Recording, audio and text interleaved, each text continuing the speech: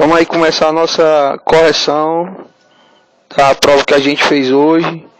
Desculpa aí pequeno probleminha com o tablet, né? Eu tive que fazer a atualização de um aplicativo e acabou iniciando uma formatação, não entendi muito, mas probleminha resolvido. Estamos vindo aqui agora para cumprir com o que a gente tinha prometido, né?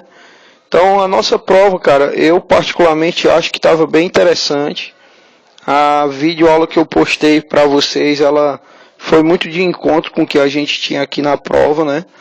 E vamos lá, vamos começar. Acredito que todo mundo tem uma noçãozinha de como que foi a prova. Pela leitura aqui que a gente vai fazer, dá para todo mundo entender e eu acredito que lembrar o gabarito que fizeram.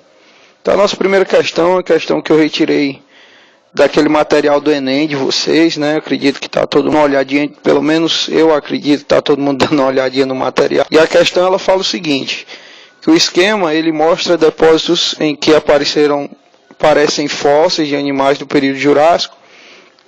As rochas em que se encontram esses fósseis são. Cara, a gente conversou muito sobre isso. Apareceu fóssil, apareceu o resto de animal, o resto de vegetal. A gente está falando de sedimentos. Então a gente já descarta o item A, porque ele fala de rocha magmática. A gente descarta o item C, que fala de rocha magmática. E a gente descarta o item E, que fala de rocha magmática. É preciso lembrar, galera, como eu sempre falo em sala, que essa técnica de vocês estarem riscando aquilo que vocês têm depois, isso aqui não é. Vai fazendo assim que dá muito certo. Então de 5 opções a gente ficou apenas com 2. Então a gente tem o item B que fala de rochas sedimentares, que são o tipo de rocha que a gente encontra a situação acima. E ele fala também no item D sobre rocha sedimentar. Qual a diferença? A diferença é que o item D, ele diz o seguinte, já que cada uma das camadas encontradas na figura simboliza um evento de erosão dessa área. Não é assim. Essas camadas que aí estão, elas não representam a erosão. Elas representam exatamente o contrário. Elas representam um processo de sedimentação. Lembra lá na hora da revisão que eu falei para vocês que as rochas sedimentares elas têm como características terem essas camadas. São camadas que representam eventos geológicos diferentes. Então o que a gente teria como correto aqui, ó, item B. Esse é o nosso gabarito correto. Vou conversar aqui, turma. As questões, elas sempre têm um tipo de estrutura. Isso aqui que a gente está vendo, no caso dessa figura, nós chamamos de suporte. Que pode ser um texto, pode ser uma charge, pode ser uma figura, pode ser um texto, pode ser uma música, a letra de uma música. Então isso é o suporte, é aquilo que a questão está te oferecendo para ajudar na tua resposta. Aqui embaixo nós temos o comando, que é a ordem, né? Aquilo que a questão quer que tu faça. Essas opções aqui, em termos técnicos, nós chamamos de distratores. E nós, dentro desses distratores, nós só temos uma com o gabarito, tá bom? É essa organização. Então, na primeira questão, que os senhores deveriam ter marcado o item B, ok? Pois os restos podem ter sido sorteados e litificados com o restante dos sedimentos. Na nossa segunda questão, ele vai falar sobre o seguinte, sobre o relevo, e aí ele vai citar aqueles autores, né? O Haroldo, o Aziz e o Jurandir Ross, e ele vai pedir para a gente olhar aqui. Vamos por eliminação, tá bom, turma? Vamos lá. No item ele diz assim, que as classificações para o relevo brasileiro, no caso do Haroldo de Azevedo, do Aziz e do Ross, consideram apenas cotas altimétricas. Quem considerava cotas altimétricas? O Haroldo de Azevedo. Então, tá fora já. Outra coisa que os senhores, desculpa aí a tossida, viu? Outra coisa que os senhores têm que lembrar, e eu falei isso em sala, ó, cuidado com essas palavras de limitação, apenas. Quando a gente fala de geografia, isso não funciona muito não, tá? As 3 classificações consideram altitude. Quem considera altitude? O Haroldo. É na mesma ideia da anterior. Então também descarta o B. As 3 classificações para o brasileiro consideram as divisões de planaltos e planícies. Olha, nossa resposta correta, que nós chamamos de gabarito, ela vai aparecer aqui no item C. Galera, nós vimos que primeira classificação do Haroldo de Azevedo tem Planalto e tem planície, ok. Segunda classificação do Aziz tem Planalto e tem planície, ok. E na terceira classificação do Ross, Planalto e planície também, ok. Resposta correta, o item C. Vamos seguir aqui, ó. No item D, a planície do Planalto, do Pantanal, ou Pantanal Mato Grossense, aparece na primeira classificação sobre o relevo brasileiro. Cara, desconfia daquilo que a gente não conversou em sala. Essas planícies aqui, elas só vão aparecer a partir da segunda. Então não era isso aqui, tá bom? E no item E ele diz que as classificações consideram apenas. Olha aí a palavra apenas de novo aparecendo. Tá errado isso aqui, galerinha. Resposta correta, o item C, tá bom? Ó, tem muita gente aí falando, professor, mas eu vi essa questão lá na internet, que no interesse que você colocou, e não estava bem do jeito que está lá não. Olha aqui a palavrinha aqui, apitada. A gente usa o material que está disponibilizado na internet, mas a gente adapta a realidade de sala de aula, a realidade de vocês. Não é o jogar como está lá, galera. A gente faz algumas modificações. Essa terceira questão, ela usa aqui como base as placas tectônicas. Aqui nós vamos ter 3 tipos de movimento, né? 2, desculpa. Um convergente e um divergente. A gente poderia aqui, não dá para mim entender muito pelo mapa, mas poderíamos pegar a de Nazca com a sul-americana e a africana, né? Sul-americana se separando da africana e a de Nazca se chocando com a sul-americana. E aí, com base nisso, a gente pode afirmar. Olha aí outra limitação. Ó. Somente o movimento de separação das placas tectônicas causam terremotos? Não. Os de choque também. Tá bom? Então, esse somente aí, ó, já era. Olha onde vai aparecer o nosso gabarito. Bem aqui, no item B. As zonas de atividade sísmica se distribuem com relação evidente com os movimentos tectônicos. Tá bom? Então, elas têm a sua origem nessa movimentação tectônica. O item, no caso, o gabarito, ele não está limitando nada. Ele está afirmando que elas têm origem nessas atividades tectônicas. E isso é correto. Em sua maioria, no item C, as zonas sísmicas e os vulcões localizam-se no centro das placas tectônicas. É exatamente no centro que elas não acontecem, que são as áreas que nós chamamos estáveis. O item D, em sua maioria, as zonas sem atividade sísmica e os vulcões se localizam nas bordas. Ele só, digamos de certa forma, trocou, né, a informação aqui, inverteu. Então tá errada também. E olha outra palavrazinha de limitação, ó. Somente o movimento de separação das placas tectônicas causa o vulcanismo. Não. Tem outros fatores que também vão causar esse vulcanismo, tá bom? Então, o item correto, o item B de bola. Quarta questão, ele deu uma figura, a gente vai precisar ir para outra página, né? Don't save aqui. Vamos pegar aqui a outra página e vamos lá dar uma olhadinha. Cara, essa figura ela mostra 3 tipos de representação do nosso relevo. Lembra? Nós tínhamos planaltos, planícies e depressões. Então vamos ver aqui o que é que nós temos. No mapa, as poções correspondem às depressões, estruturas geológicas que remontam à era pré-cambriana, mas não sai, e representam metade do relevo brasileiro. A gente viu, ó, que as depressões elas correspondem à menor parte do relevo brasileiro, e não à metade, tá? No mapa, as porções de territórios modernos. No Brasil tem dobramento moderno? Professor, tem não. Você falou que não tinha, porque nós estamos no centro da classificação do relevo analisada no mapa foi proposta por Haroldo de Azevedo, do levantamento e análise. Haroldo de Azevedo tínhamos só o quê? Planaltos e planície. Então tá fora também. No item D, classificação do relevo analisado no mapa foi proposta pelo Haroldo de Azevedo de novo. Também não, tira o Haroldo de Azevedo. E se você não tivesse dúvida, bem aqui ele diz aqui, ó, anteriores, o Aziz.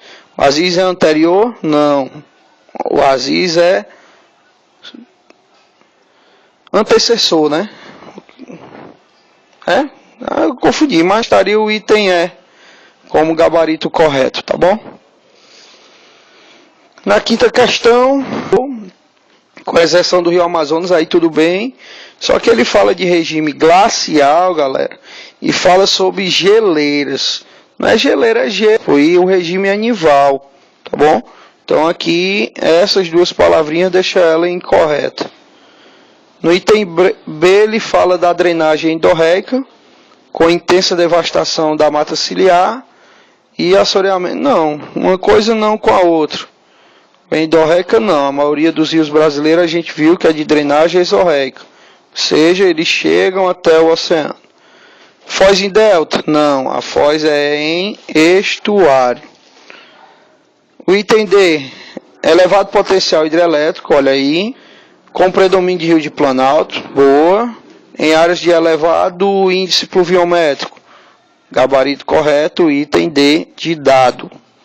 O item E, que talvez alguém deve ter ficado com dúvida, também não é, porque ele fala de rios perenes, mas ele fala de constantes vazões hídricas, tanto dos afluentes como subafluentes. E na verdade não é bem por aí, e também algo que a gente não conversou na sala, então os senhores deveriam ter desconfiado.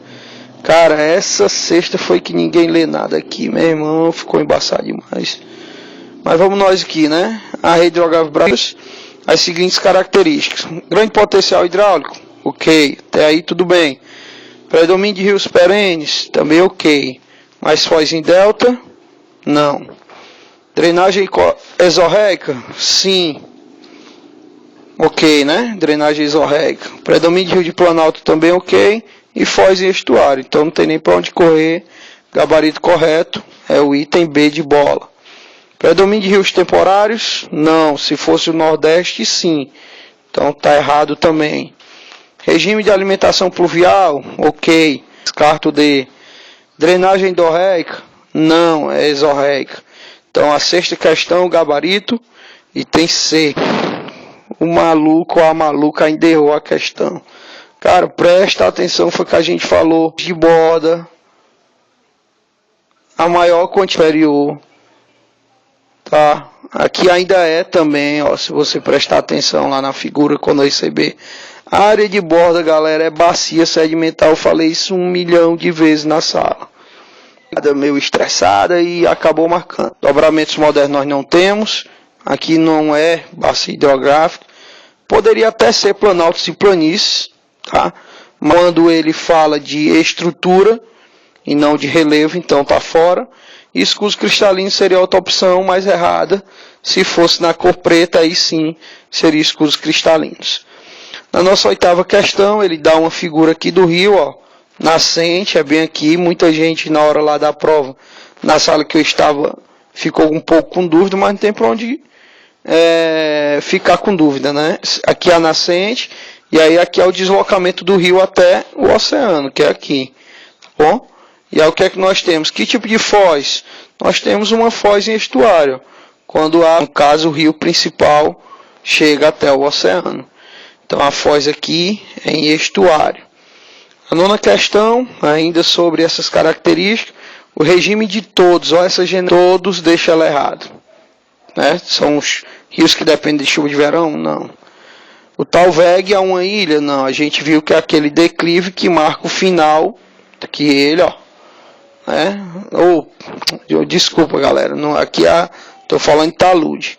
O Talveg aqui não é essa ilha de idade. Não, essa ilha aqui, na verdade, são aquilo que a gente falou sobre fossa, né? O Talveg, ele é um tipo de como a palavrinha agora aqui me sumiu, mas é como se fosse uma espécie de praia, tá bom?